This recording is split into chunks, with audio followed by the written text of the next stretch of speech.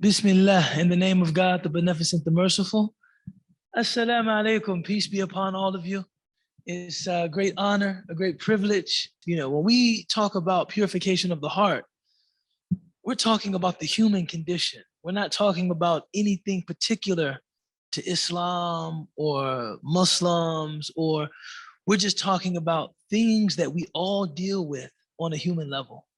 So the topic of conversation tonight is anger, right? Something I just had a very recent experience with, and maybe all of you have had experiences with anger as well. Just preliminary thoughts going into this session. I think that me and Sister Melissa will be able to have a good conversation about this. I think your children got a kick out of me calling you Sister Melissa. It sounded very nun-like, didn't it? Quite Sister Mary Clarence, you know.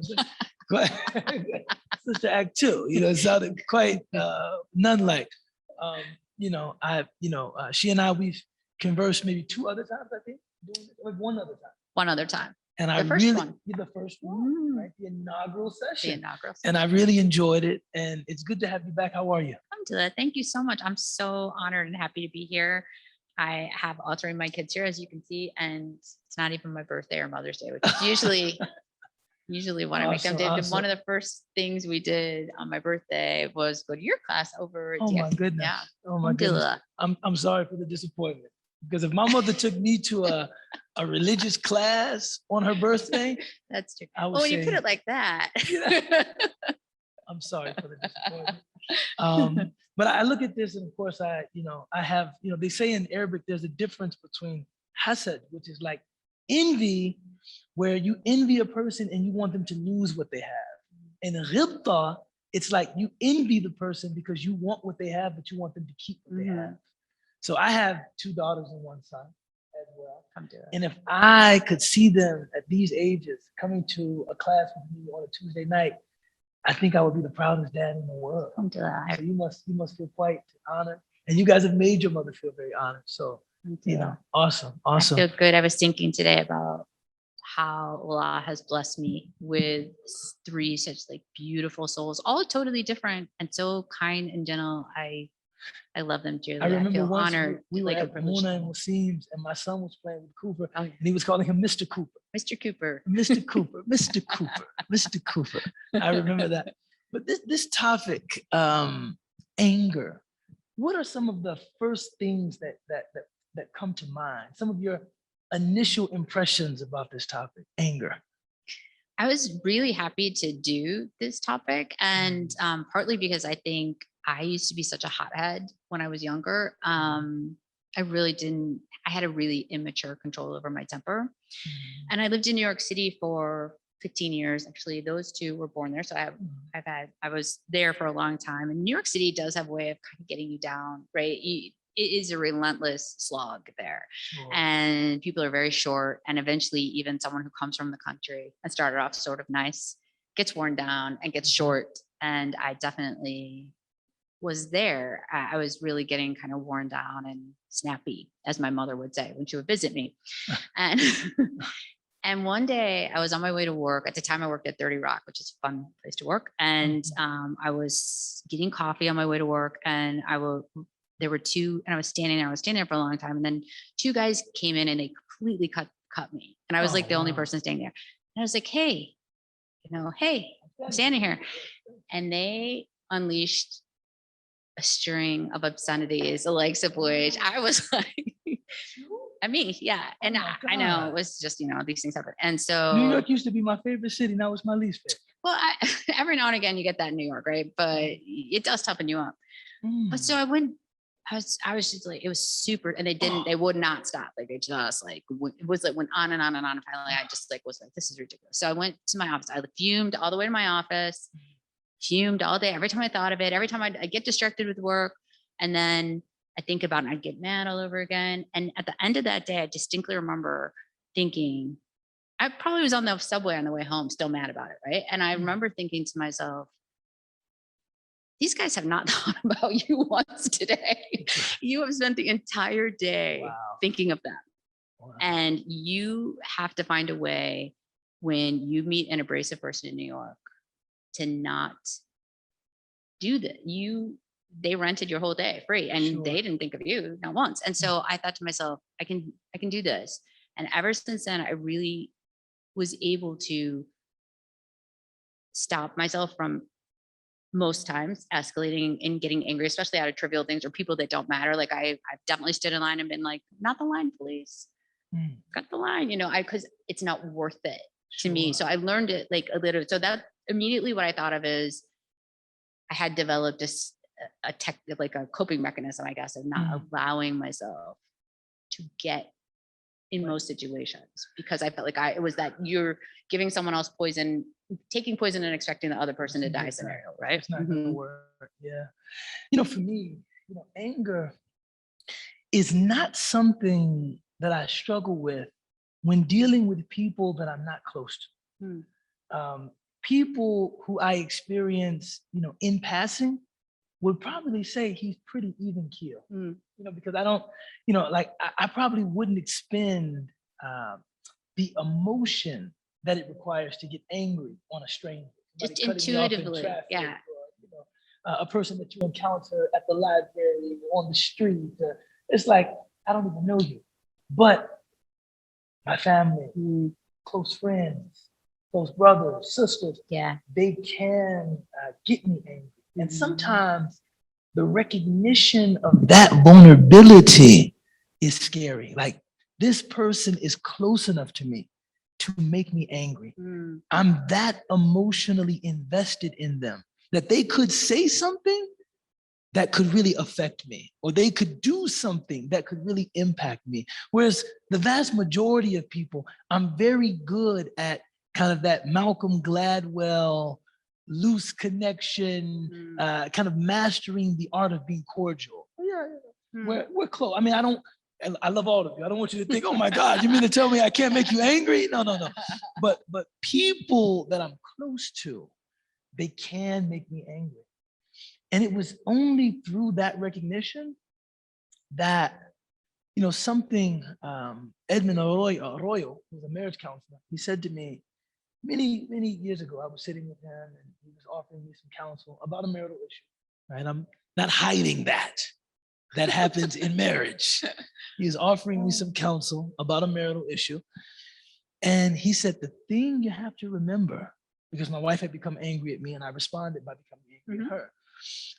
He said, the thing you have to remember is that anger is a secondary emotion. The feeling animating anger is almost always pain.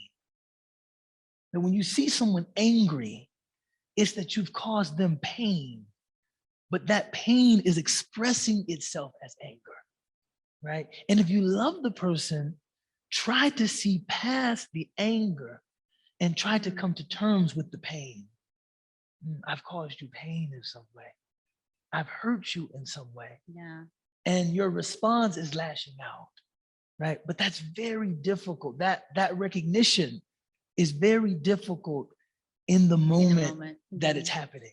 In retrospect, you can see, oh goodness, you were in pain. Or even with your own anger, I was in pain.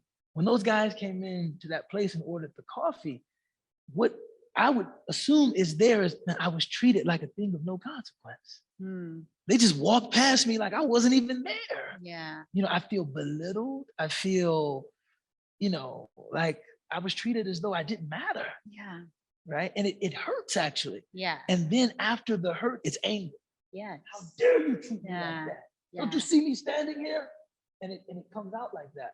But I think part of, for me, part of trying to heal from anger is recognizing that the ability to get angry, to feel anger, not what you do afterward, but to feel anger is a sign that your humanity is intact. That I'm not so coarse and callous that I don't care. That I don't care. No, like I do care. Like, you treated me very harshly, and that affected me. Now, learning to be present with that feeling and then to manage it. Yeah. I mean, I had a recent experience that taught me I'm just not there yet, but I'm trying to get there. Yeah. I'm trying to get there, you know?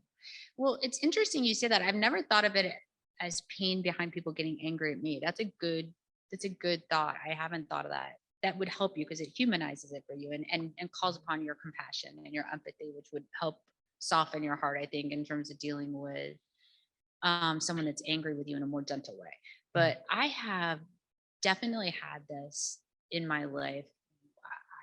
I mean, my father has passed away, and I love my father dearly, but I had definitely had a challenging relationship with him. Let me put it that way. May God preserve. May God I preserve. mean, and I remember, and I had such anger towards him at points in my life, right? And even hatred, at points in my life. May Allah forgive me. But I remember at one point thinking to myself, I'm so angry, or maybe I even thought I hate him. I don't know, astaghfirullah. And I thought, because it's so much easier than feeling pain. Wow. It's easier than feeling Yes. how hurt I am at maybe his rejection or whatever it was at the time, right? I really am always wondering what they're writing you on those notes. He actually just said we're praying the sunset prayer at 8:06. Okay. And that I should pause when I'm ready. Mystery solved. Now we all know. I know there's other people that are like, what is that? You see? Yeah. It's like, when it's getting close to the end that it's like a timer thing, but when they come in the middle, you're like, oh my, she has a bird on her shoulder. Yeah, that's Lulu. Right, that's Lulu. It's funny because I thought that my mind was playing tricks on me. Like it's when you see something that you really don't have. It's out of context. Out of context. There's nothing in the frame of reference that grabs it immediately. There's a tendency to doubt what you're saying. I said, wow, it looked like she had a bird on her. Only when I looked over, I said, no, she does. Yeah, that wasn't just this. It's Lulu. Awesome. One of the things he begins with, he says, as for the swelling ocean of all of these diseases, I mean anger, if you come to its shore, you'll see great astonishments. One thing I derive from that is the things that anger can produce, the mistakes that anger can produce are so grave. All it takes is a moment of anger and you can do something that you couldn't resolve over the course of a lifetime. Ever. Murders. I mean, just a moment of anger. And this is why we have to be so vigilant with regard to anger. It just takes a second. Such a powerful emotion. And what's interesting, as I was telling you that I had gotten my temper under control in my life more on the early side, I found myself this past year really struggling with the anger and not being able to control my temper, not around my children, alhamdulillah. I made sure and asked them before I said that, did you guys find me angry towards you? But mostly in a professional setting. And I was just getting so angry over things that were happening. And I was like, what is going on? I've been many years now able to control my temper over trivial things. Wow.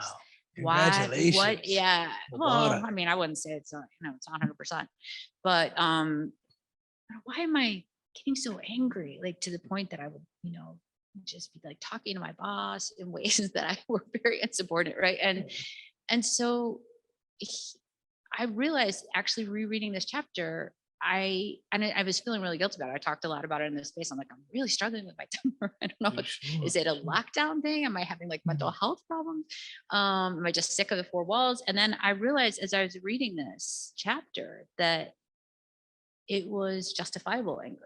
I feel it because it was me feeling an injustice for my team. And that was what was causing like so much anger and wanting to protect them and being angry on their behalf of how they were really being treated unjustly,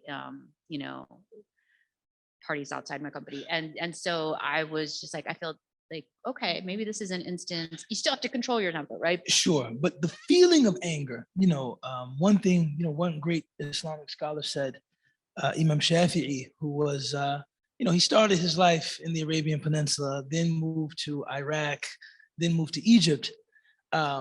and he is active in like the 5th century after the death of the prophet, peace be upon him.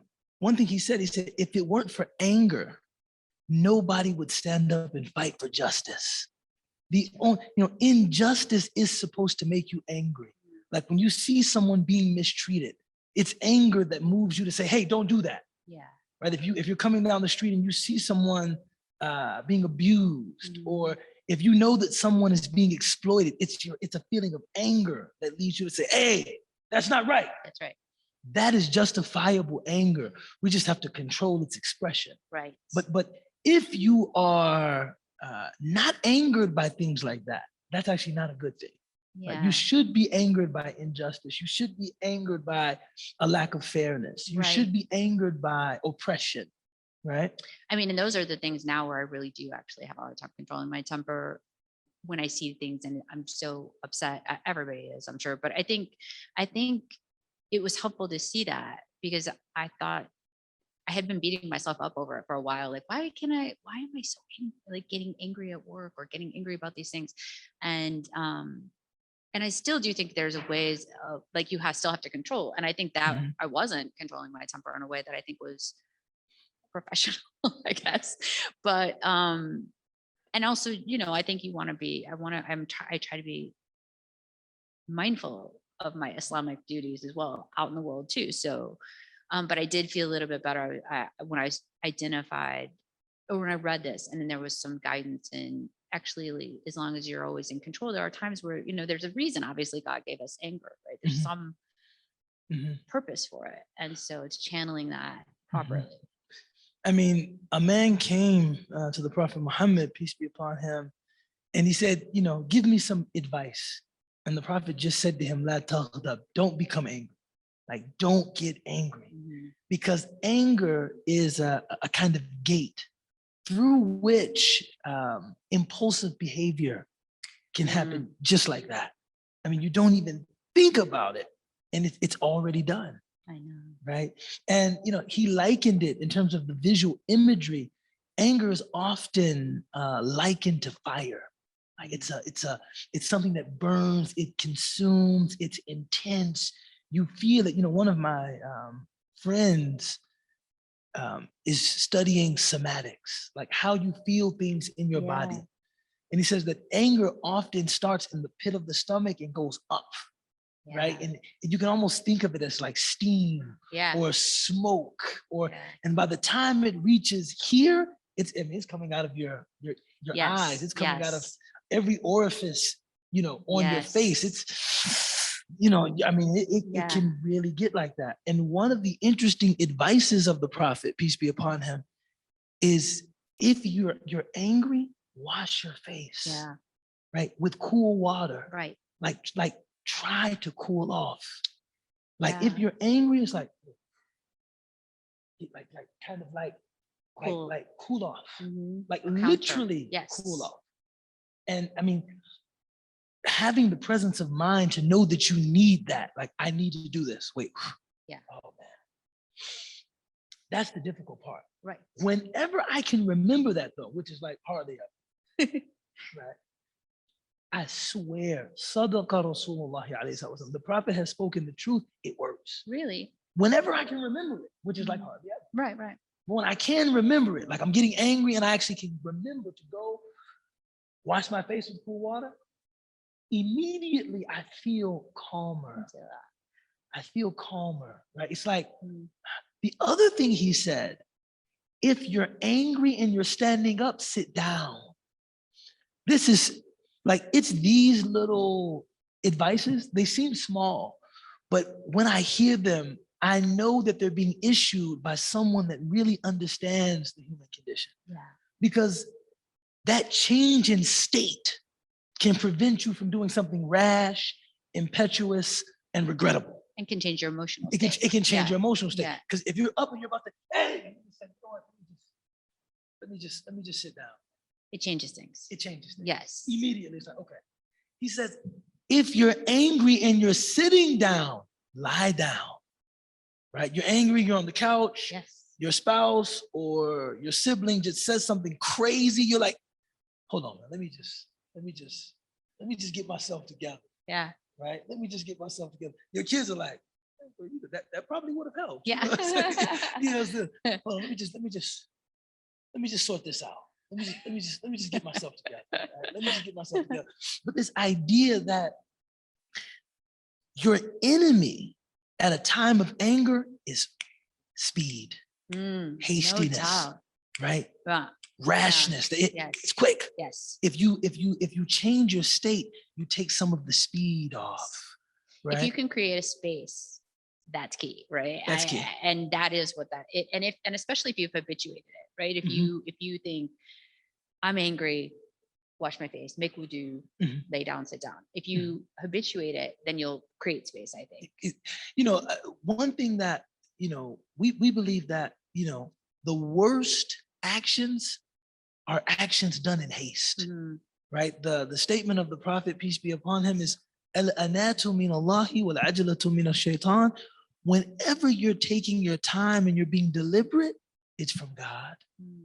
And whenever you're being hasty and quick, it's some kind of demonic influence, right? The mark of demonic influence is hastiness. It's very quick. Whenever, and if you talk to, and I've been able to, if you talk to people that have made grave mistakes, I used to teach, Islam at the Cook County Jail and talk to people, pretrial detainees that made terrible decisions, some of them. And whenever you could get someone to talk to you about their case, which in a county jail facility almost never happens. Right? Really? Oh, never. It's not the penitentiary. People are actually, these are cases that are still open, right? These are cases that they're pretrial detainees. Right. So, but whenever you could really win someone's trust and they wanted to discuss the details of their case, they would just say, it all happened so fast. Can you imagine? It all happened so fast. It happened so fast. I heard that at least 50 times. It all happened so fast, man. I'm like, what happened? We were gambling. He said something to me and it just like that. That's right. It all happened so fast. And now I'm fighting, a charge that carries a sentence of 45 years to life. And someone else has lost their child, lost their father. In a nanosecond. Al-anatu min Allahi wal ajalatu min ash-shaytan. When you're taking your time, that's from God. Whenever you're being deliberate, that's from God. When you're speeding, doing something very quickly, that's always a sign that the influence there is demonic. The influence there is satanic. That concerns me about the pace of my life right now. So I'm thinking about that. Well, would you address in terms of anger? Because I was thinking about this today. I wonder how, and I ask myself this often sometimes when I'm having an angry episode at work, or I'm like angry about something at work. I always ask myself, is this my ego? Like, is it an ego injury or is this an ego? I find a lot of anger comes from an ego injury. I would assume, I guess you can't say across the board that that's anger that wouldn't be useful, but I wonder what you think about, reacting from an ego. Someone has slighted you, someone has called you a title you're not, I don't know, dismissed you, didn't invite you to a call, whatever it is. It happens outside of the professional world, of course, too. But is that anger that is useful, or is that anger that you see as more of an issue? I think he addresses that. It is 8:06, so we're gonna break for prayer, if that's okay, and we'll come back and we'll pick up on that precise point. Okay. And God willing, God willing. Can I say something before we go to the anger piece? Yes. This is like a weird convert appreciation thing. I love so much how in Islam we take a break to pray. I love that so much. I know it seems silly, but I was just thinking about that, how, we're in the middle of a class, we're going to break to pray. And I remember getting invited to someone's house for a party. I was maybe a year convert, maybe a little bit more. And I went, and not only there was obviously not alcohol, right? Not only was there not alcohol, there there was really good coffee and dessert. And there was a whole room where we just prayed when it was time to pray. And I remember just being like, I can't explain the feeling of that other than, you know, how often we're trying to find a place to pray. And you're just like, so not the bathroom. And you're at someone's house and you're like, there's a little bit of stress involved in that. And not in a major way, but it's kind of always, and to just be there and be like, oh my gosh. We're going to stop and pray. We're going to stop and pray. And later I can come into this room where it's all set up and pray. And there's going to be other people. I love that. It's a really uniting thing about Islam to me that I think is so beautiful, that no matter what you're doing in the day, you need to stop it. And even if you're with other Muslims, like how beautiful that is to pray in congregation, how meaningful that is. And also just, I respect so much. I loved that about when I came into Islam. I used to come here and not pray, would sit, you know, because I wasn't Muslim and I wasn't intending to convert. But I loved coming anyway. And obviously I was on the path, but I used to sit and watch them pray. And I used to think, it looks so peaceful. I would be amazed that they would stop a meeting, stop a class and pray and put that at the forefront of what they were doing, as opposed to, you know, we'll get around to it. It's like, no, everything revolves around the prayer. Yeah. You know, one of my favorite sights as I'm just going about my day or, you know, moving about the city is seeing someone praying. You know, I've been inspired like that countless times. When you're just moving around, you're just in a park and you see somebody just praying under a tree. It's like amazing. It just feels like, you know, with all of this movement, all of this activity, someone is stopping to remember God, remember their purpose, to kind of, you know, get in touch with what is higher. You know, just seeing them do that is always a reminder for me. And your heart is like so aligned with that person you see praying. Right? Exactly. Like, I'm there with you, really. You know, it's an amazing feeling. You really can't describe it, I think, to someone who's not Muslim, probably, like how that feels, especially once I didn't feel that way until I became Muslim. And then you start seeing that. I remember thinking before I converted, when I was really struggling, I remember thinking one of the things I really struggled with was 5 times a day. That's a lot. There's no way am I going to be able to do that. much. That's one of the things How much does a person need to pray? Right. I'm like, that's one of the things I'm not going to be able to do. And this is one of the things. And alhamdulillah, it's like, not only do you find yourself able to pray 5 times, it's not difficult at all. Mashallah, God puts a lot of blessing and a lot of barakah in it and a lot of peace in it. And also you find yourself liking prayer, loving prayer, seeking it out.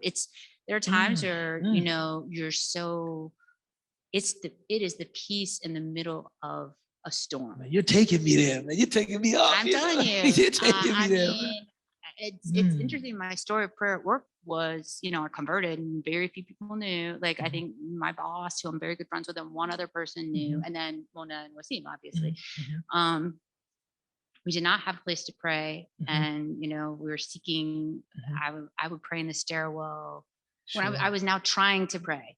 And so making wudu, and no one knew I was Muslim. And I was just like, it's very hard in the beginning because it's not really your identity. So don't get caught with your foot in the sink. Yeah, you know, caught with your foot in the sink. Everybody, you know, or even when your shoe off, you're just like, they're like, what do you do? Your colleagues are like, you know, we got to check on Melissa, man. I think, you know, maybe the pressure of the job is getting to her. She was in there with her foot in this. I'm not sure. She came in the bathroom. She was standing at the basin with her shoe off.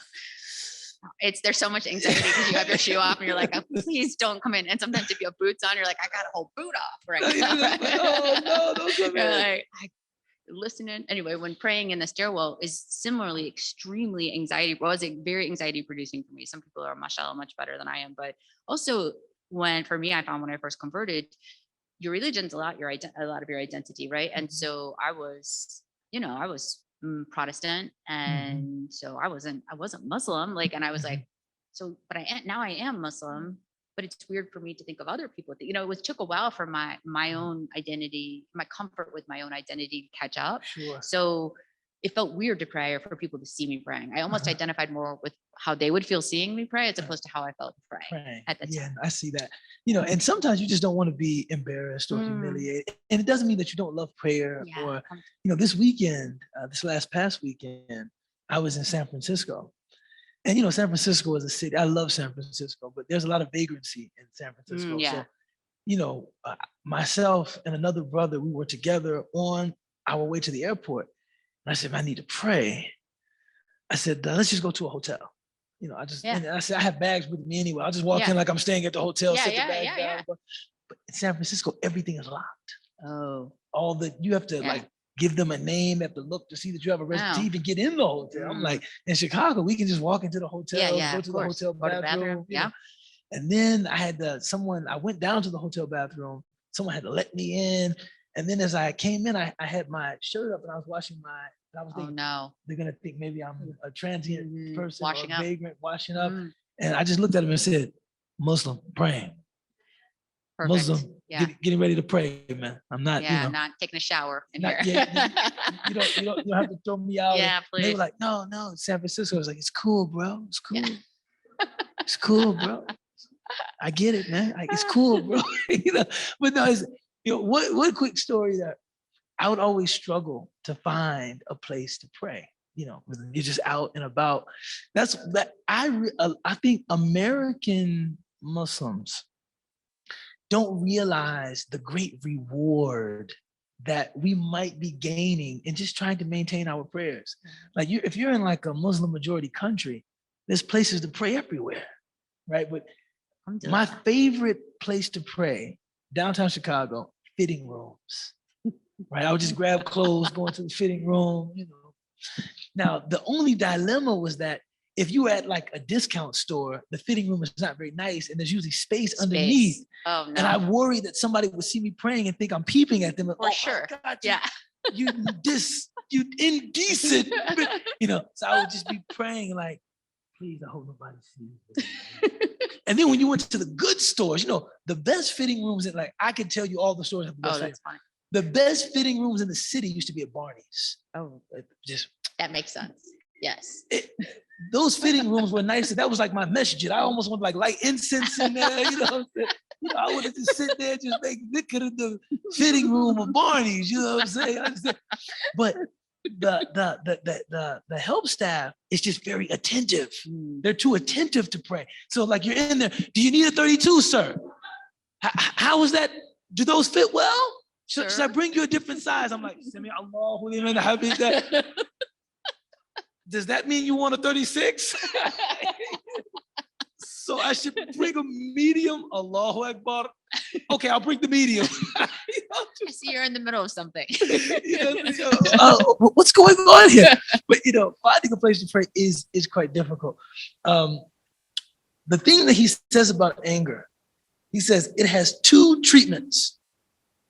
One of them removes anger altogether without trace, and the other suppresses it should it manifest itself. He said to be adorned with the ornament of its cure, meaning to be a person that overcomes anger.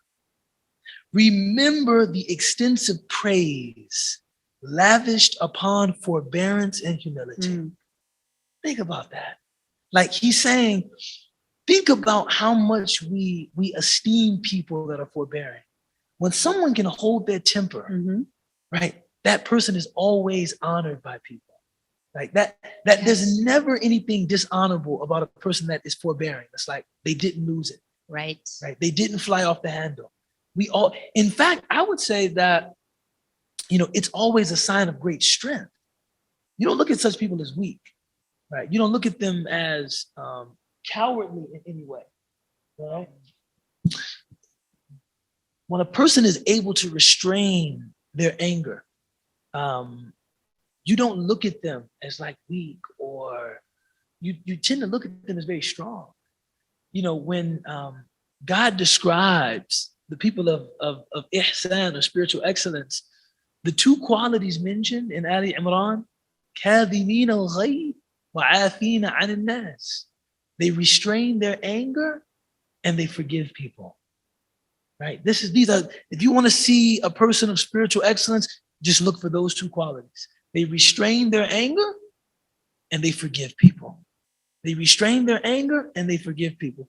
And he said, think about how honored you would feel if you became one of those people known for restraining your anger and for forgiving people. That it would be quite an honorable thing to be known like that is a person that is very patient. That is a person that is very forbearing, right? It would be a great honor. And then he says also humility. That this was to your point that we left off on. This is probably we timed this, the segue right as she's coming back. But when we ended the first session, you said, what about reacting from ego? Right. Right. Also restraining anger here, he says it's a sign that you have humility, right? So that when something agitates you or angers you, there's not this feeling of like, how could this happen to me? Mm-hmm. Like, I can be scratched, right? Right. Like it's not like I'm something so great that I can't be offended. Right. Or I'm something so great that no one could ever cut me off in traffic. Right. Or I'm so entitled. I'm so entitled that how dare you say something like this to me? Right. It's actually a sign of your humility that you feel like, well, I mean, I don't appreciate having something unkind said to me, but I'm not above being tested in that way. Right. And it might not be about you. If it often is not about you, especially if they don't know you well and they're calling you a name, or if they're cutting you off in traffic. I don't know that they're even thinking about you. It's not, and we're all careless sometimes too, right? Of course. So it's about, I find like the practice of that I feel like in the corporate world, there's so much ego. Sure. It's incessant, and it's really important to be mindful all the time when you're getting angry if it's an ego issue. And I'm always kind of, I wouldn't say I'm always successful, but I am always checking that. Is this anger because I'm trying to do something that's beneficial, or is this because somebody insulted me and I feel like an ego reaction? And I feel like I really would like to stay away from anything reacting out of my ego, whether I can or not. I don't know, but that's a practice I continue to try to do because I see so much of it, and I recognize it, of course, when it's happening with others. And sometimes I even feel sad about it because I think about the need for that particular person might have so much need for an unending validation, right? Because their well is so empty. So sometimes I take a pause and think about that, but I am always asking myself, like, is this, because I feel like for some reason, I don't know if it's wrong, but it feels wrong to react out of anger from getting somebody insulting your ego. One of the things that I try to remember is that just because someone doesn't see you or doesn't recognize your value does not mean that you don't possess it. One of the things said about the prophecy of the Prophet Muhammad, peace be upon him, was that he was clearly a prophet. One statement was that the fact that he was who he said he was as clear as the sun at noon on the solstice on a cloudless day. That's how clear this was. But to some people, they just didn't see that when they looked at him. There was nothing deficient in him. There was nothing inadequate in him. They just didn't see that. The famous story when they're drafting the treaty of Hudaybiyah, Ali, right, the son-in-law and cousin of the Prophet, peace be upon him, and may God be pleased with Ali. Ali just naturally wrote the treaty between, yes, affirming message. You're killing it. You're killing it. Americans are so violent. She's bringing it to life, Will. She's not killing it. So, not me anyway, but yes. but Ali just instinctually, he just wrote the treaty between the Quraysh, and Abu Sufyan was their leader, and Muhammad, the messenger of God. Yeah. And they said, Muhammad, the messenger of God? Do you think if we saw you as the messenger of God, we would be fighting you? Right, Muhammad, the son of Abdullah. That's what that's how we see you. And it's like, you have to be comfortable with God knowing your value. Right. Everybody won't see you. You know, a friend of mine, I haven't seen him in a long time. And I'm thinking, what was his, you know, he converted to Islam and we used to see him around. Now, I think his name was Israel. No, Mike, his name was Jose. Do you remember Jose? He used to, Mike Swice used to really hang out with him a lot. He used to come around Ted Leaf, man. Yes. Jose said that one day he was down on himself about something, like just that he didn't feel like he had a lot of value. And a friend of his that was a watch collector gave him this rare watch that only watch connoisseurs would know about. And he said, take this watch and see if you can get a couple $100 for it. You know, take it and offer it to some people. And he said, everyone who looked at the watch was like, nah, $200 for that? Nah, never. And he said he came back after that day and he said, I couldn't sell the watch. This is like some modern sage type stuff. I couldn't sell the watch. He said, watch this. He got on the telephone. He FaceTimed someone. He showed them the watch and sold it to him for $30,000. Immediately. He said, someone could have bought this $30,000 watch for $200, but they did not know that this watch was worth $30,000. He said, sometimes a person that doesn't see your value, it's just, that's what they see, like people looking at this watch. They didn't see that. I don't want this crap. It's $200. I wouldn't give you $100 for that. But the person who knows the value of this watch, they bought it from me for $30,000, just like that. Easy. So humility dictates to me knowing that not everybody will treat me as though I do possess value. Some people will talk to me like I'm a thing of no consequence. Some people will talk to me like I don't matter. Some people will treat me like I don't, but that doesn't mean that I'm a thing of no consequence. And that's why it's really, you know, it's taught in our religion that you need to be, the most important thing is how Allah feels about you, your relationship with Allah. Because if you're trying to get validation, we all do. It's not. If your entire identity and self-esteem is based on others, there's no. It's similarly to when you and Will were talking about how if you're trying to do anything other than please God, you're just gonna keep coming up short, right? Because you're asking other flawed individuals to make you feel good about yourself. But that's not where your inherent worth comes from, right? No.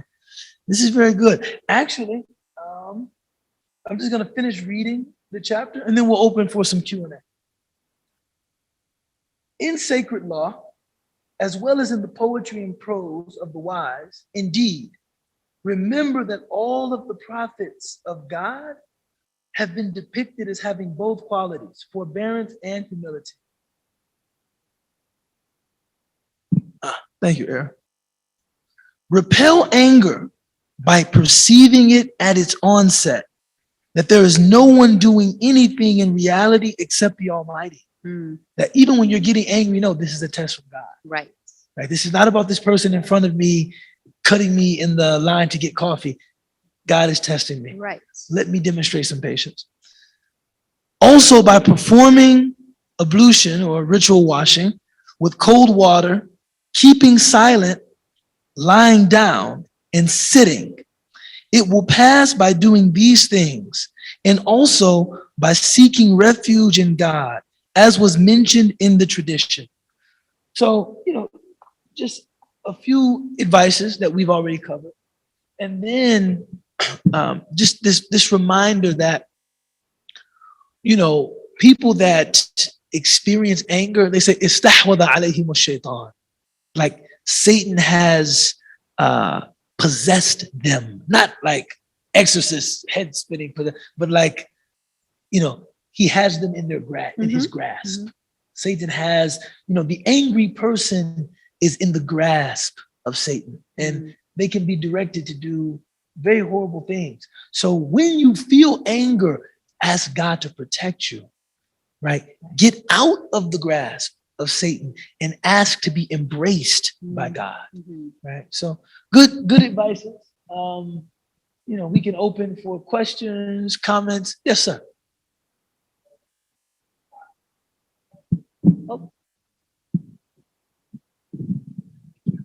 I'm kind of struggling between the idea of rushing into things is demonic and good things should not be delayed. So, well, ta'anni or el-anat, it's not talking about, you're saying, what you're talking about is what we would call an ta'khir, or procrastination, right? The second statement you made, good things should not be delayed, that's about procrastination, right? That's about, I'll get around to it. I'll get around to it. I'll get around to it.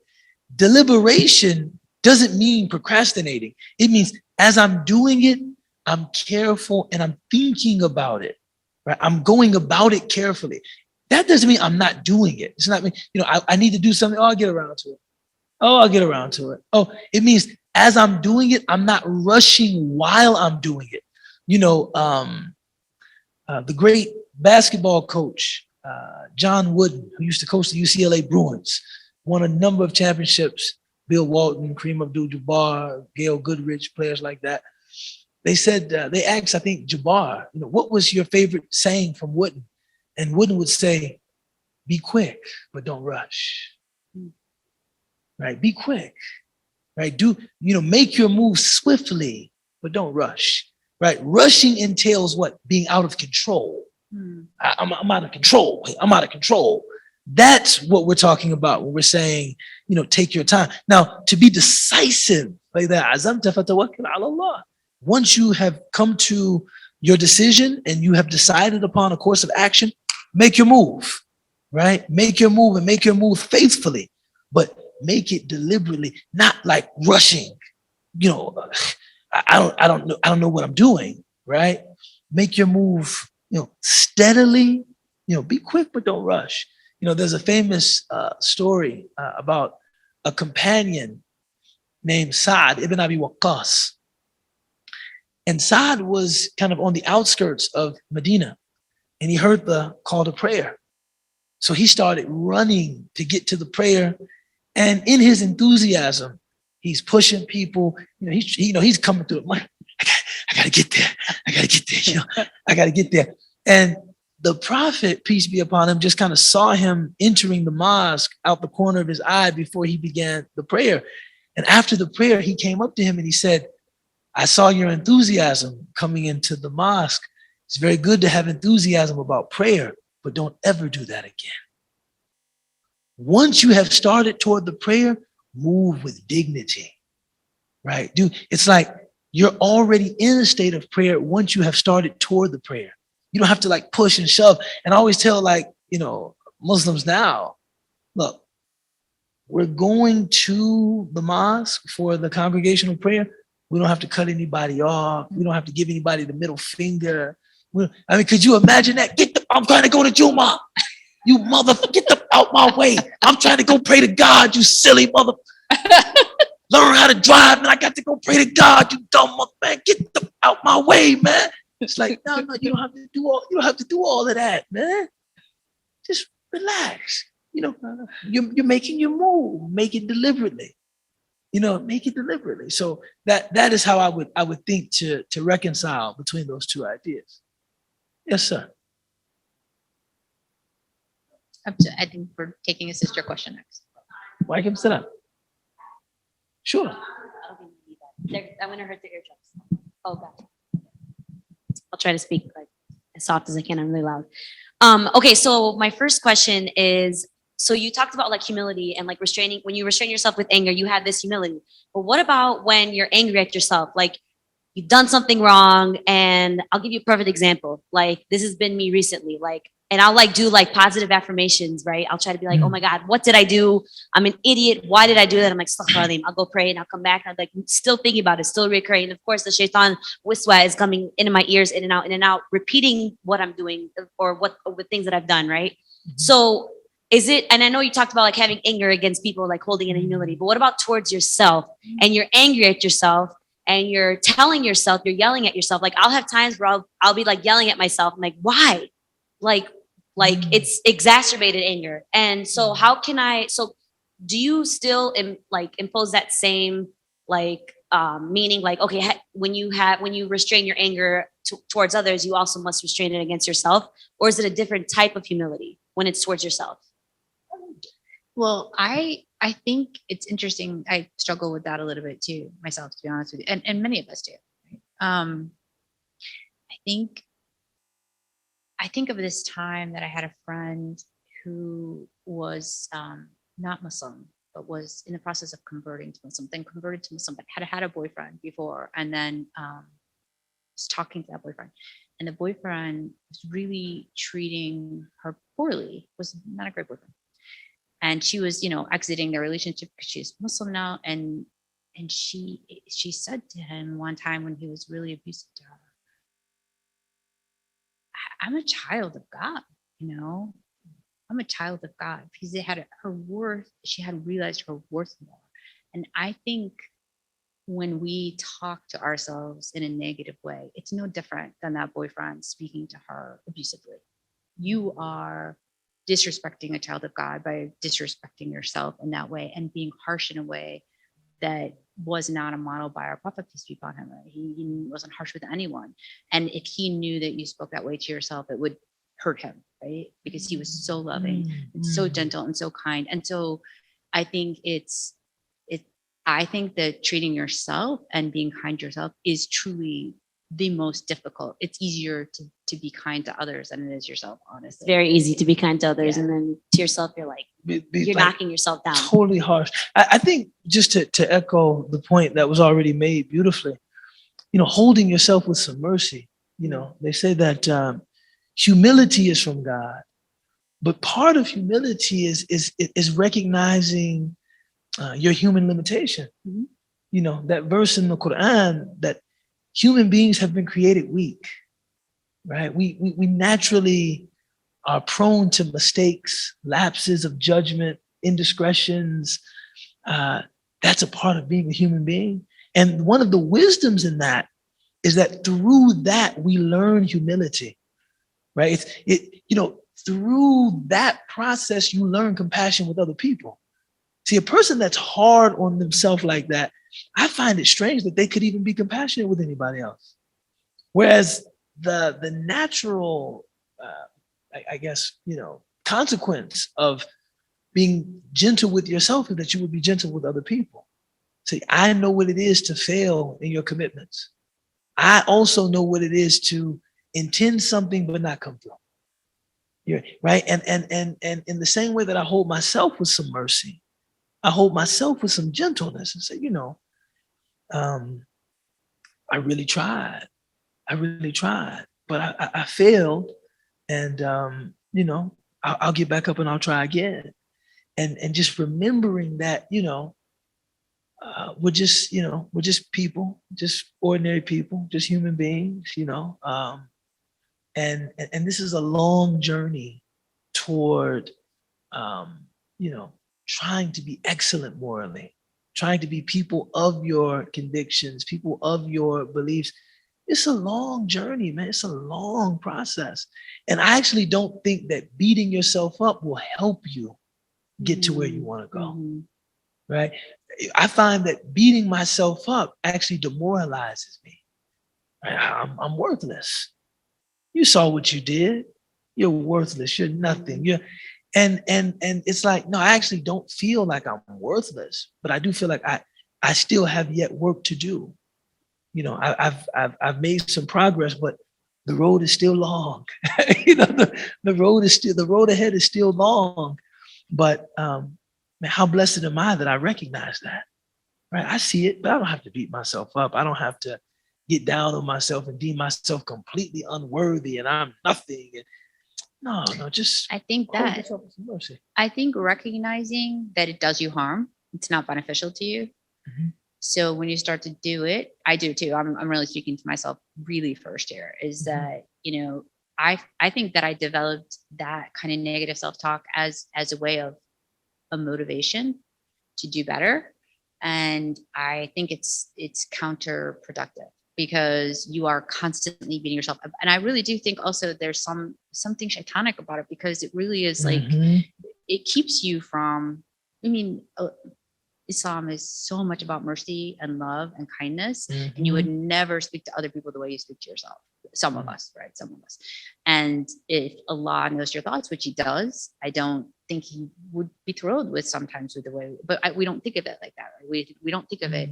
Actually, I need to be gentle. I need to be kind because the Prophet, peace be upon him, would be merciful and kind, and that's what He's taught us, right? And so, I think it's becoming aware of that, boys, telling yourself this actually is not a good thing, and then to do because it's counterproductive, it hurts me, and I don't think it would be pleasing to Allah to speak to myself like this.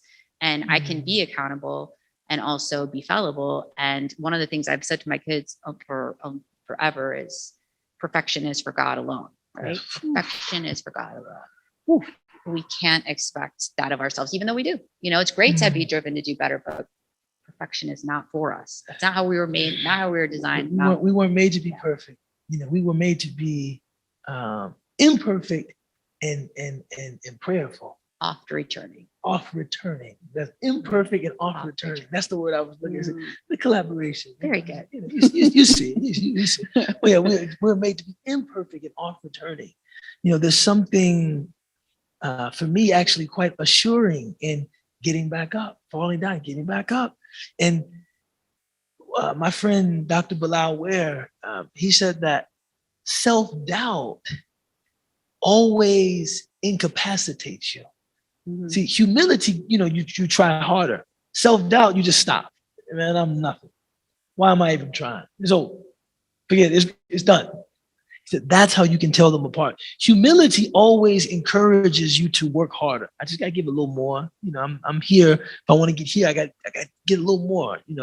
Self-doubt always stops your progress. Man, I'm nothing. Man. Just forget it. I'm nothing.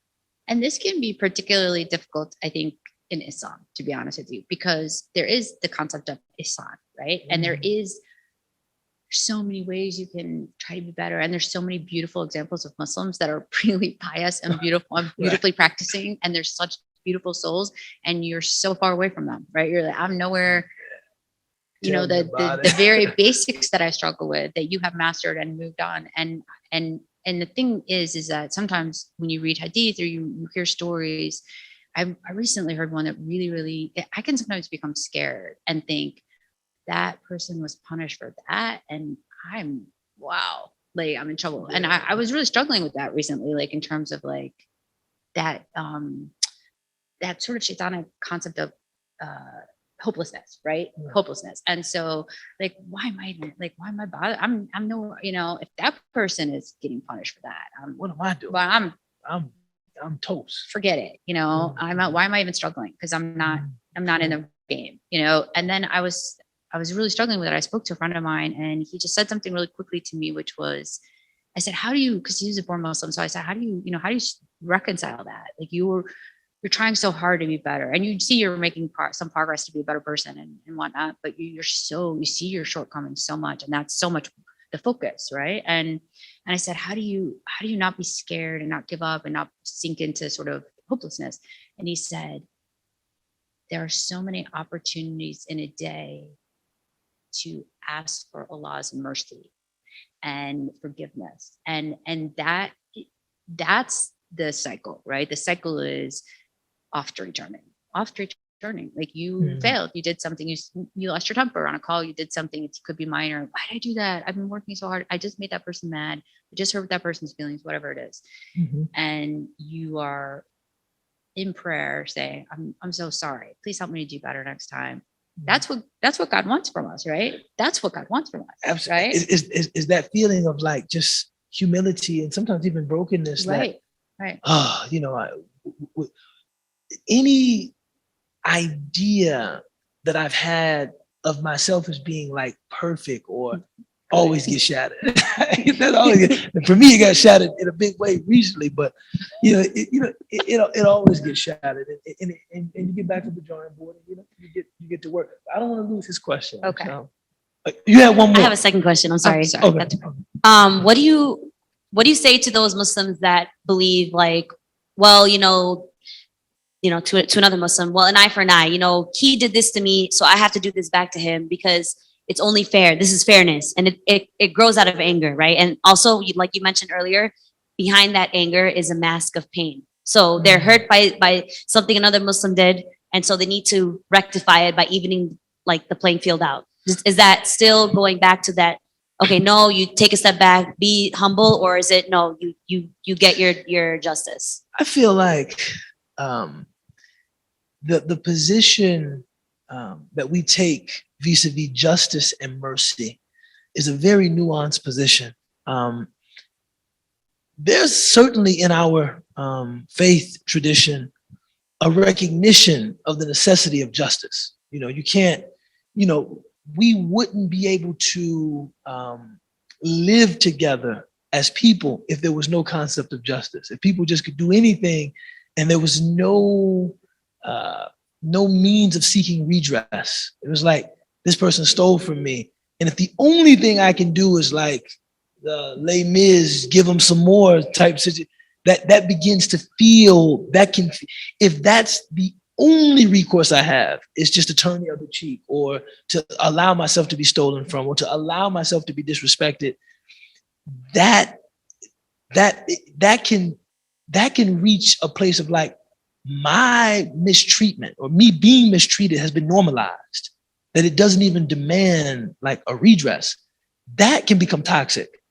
On the other hand, if there is an acknowledgement of wrongdoing, you are given the opportunity to be merciful and be forgiving, right? It's like, if you want to pursue justice, that is well within your right. But if you want to be prophetic, you can be merciful, right? So we present people with that range of choices, meaning justice is your right. If something was done to you, you were harmed, and you want to, some legitimate way of seeking justice, right? That's your right, as a person. But if you were to rise above that and were to show in that moment magnanimity or mercy, you would soar personally, spiritually. You would go to heights perhaps previously unfathomable if you could get to a place of mercy. And so it's almost, and when we think about what we want from God, we don't want justice. I don't want any justice. I just want mercy. Right? I don't want any justice. So sometimes it's in saying to people, well, if you were the person guilty of the wrongdoing, would you want justice or would you want mercy? You say, of course, I want mercy. Now you're the person that has been wronged. Will you choose justice or will you choose mercy? Right? And so but I think there's wisdom in making this a choice of theirs. I think the first thing that happens there is that they're being empowered. Like, look, you can choose justice if you want it. That you're well within your right. Right? Someone stole something from you, you want it back and you want them prosecuted. That's fine. You're well within your right. But if you choose to forgive them, God will bless you. Right? And that's usually how I deal with that. Yes, sir.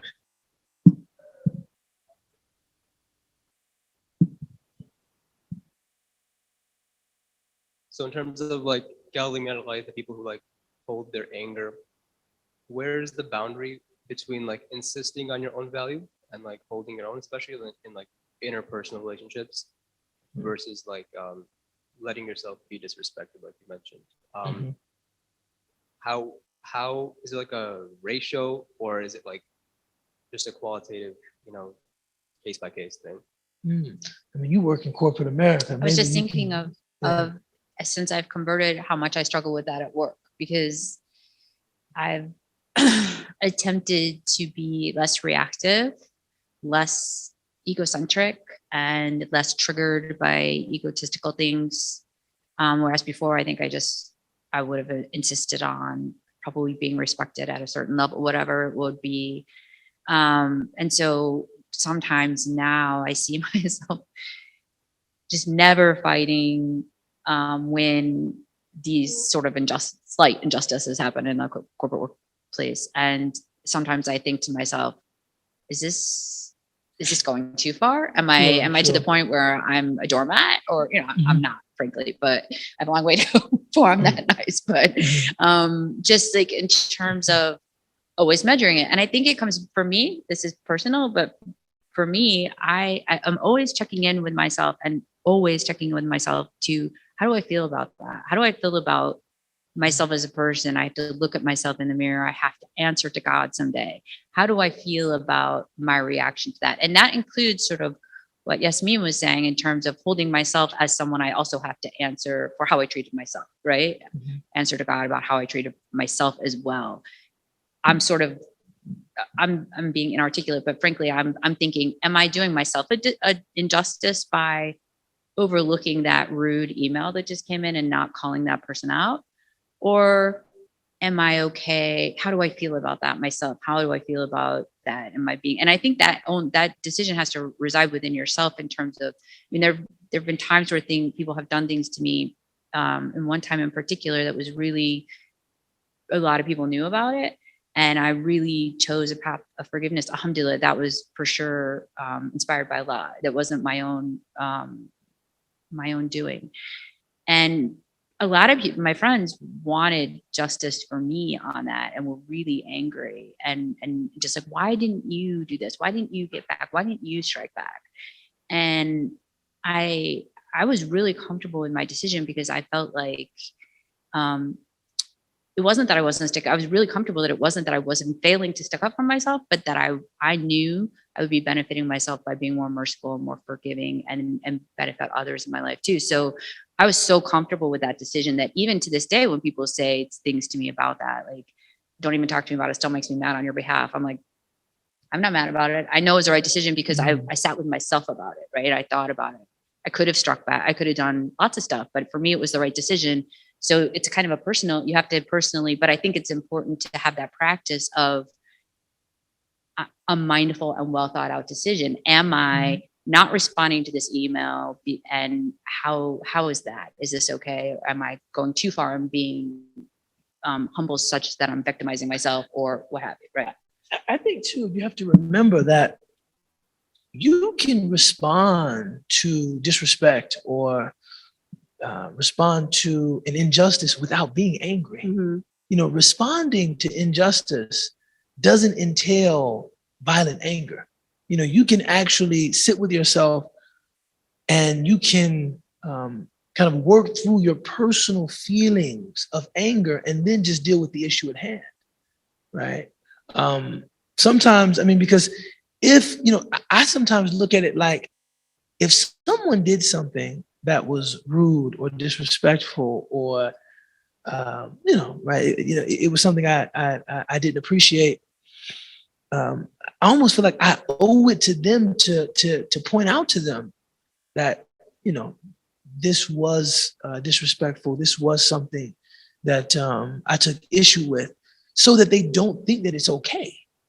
Right? I'm actually not helping them or serving them if I just, if you call me out of my name, or we're sitting around and we're joking as, brothers in the space and we don't know each other well, and you make a joke that I took issue with, I felt like that was, whoa. You kind of stepped on the line there. I feel like I have to let you know. Now, I might not, the lesson of, I think, the chapter tonight, I might not let you know on the spot, because if I let you know on the spot, it's going to come out as anger. Don't you ever, I don't know what would possess you to ever say something like that to me, clown.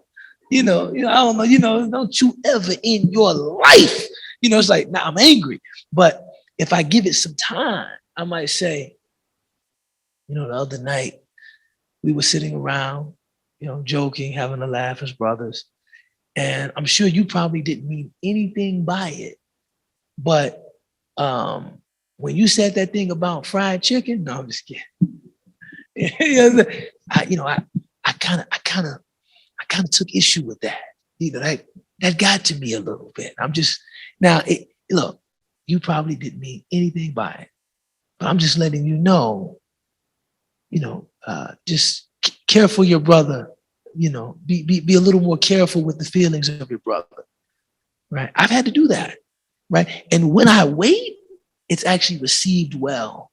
Right? When I snap in the moment, it gets big and it just grows. Yeah. It gets completely out of control. When you wait, the person can actually receive it. You're not angry, and you're able to actually process in a way that you can depersonalize it and you can put a good construction on what was done. Maybe you come from a place where this is normal. I don't know. Maybe you saw people in your circle talk to other people in your circle in this way. I don't need to vilify you. I'm just talking about the fact that I took issue with what was said, and I just wanted you to know. Right? And that's often a test of brotherhood and sisterhood, that when we can receive that from each other.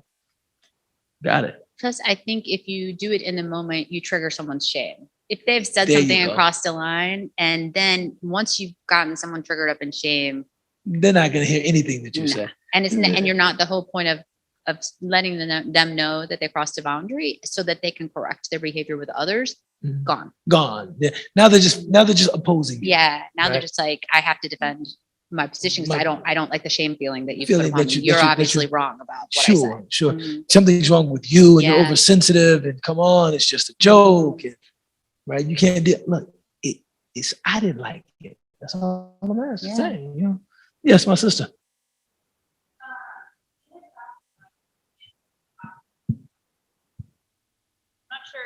Not sure if it was related to jealousy or something, but it was the two Arabic words. One was hasad, and then the other one. Yes.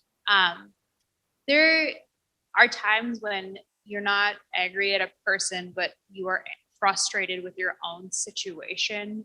Mhm. And if you have like family members or friends, you don't necessarily want bad for them, but you look at your own situation and you get frustrated with the situation. And in terms of that form of anger, I know gratitude is the best action, but at the end of the day, you still feel that frustration if you're asking for something. I guess if there's any advice on that or any thoughts on that. Yeah.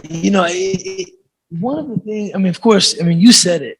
Gratitude, but one of the tendencies of people, some people, not all people, is we tend to get fixated. Okay. Last question. Goes to you. We tend to get fixated on what's wrong. And while we're fixated on what's wrong, we forget to even acknowledge what's right. It's just like you're thinking about this thing that's wrong. I don't have this. I want this. This is not right. But as you're doing that, how many things are going right? Right. So that gratitude is very, very important. And just trying to remember the balance, like, of all of these bad things that I don't like about this situation, or look at the bright side, right? Look at the positives. What about this and what about that? بسم الله الرحمن الرحيم والعصر إن الإنسان لفي خسر إلا الذين آمنوا وعملوا الصالحات وتواصوا بالحق وتواصوا بالصبر سبحان ربي رب العزة عما يصفون وسلام على المرسلين والحمد لله رب العالمين